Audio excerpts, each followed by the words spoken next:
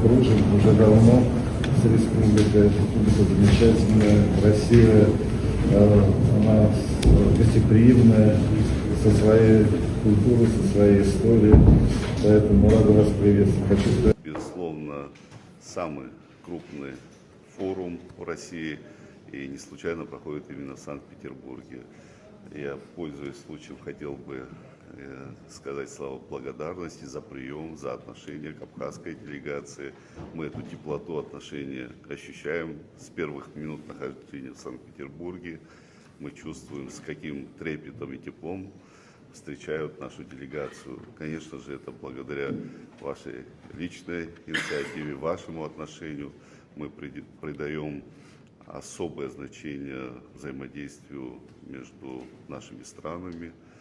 И, конечно же, говорить о взаимодействии, о развитии взаимоотношений без взаимодействия с регионами Российской Федерации мы не можем. И один из лидеров регионов, с кем мы налаживаем особые отношения, это Санкт-Петербург. Спасибо вам за такую поддержку.